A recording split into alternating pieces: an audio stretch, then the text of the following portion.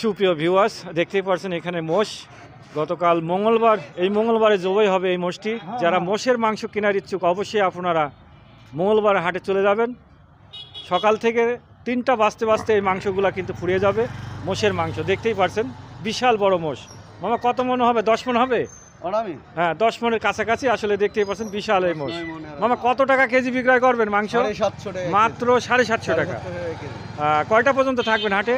হাটে মোটামুটি 4টা পর্যন্ত আছেন সকাল থেকে। আসলে যারা কেনার ইচ্ছুক অবশ্যই মোষের মাংস কিনতে পারবেন নিঃসন্দেহে। বিশাল বড় মোষ।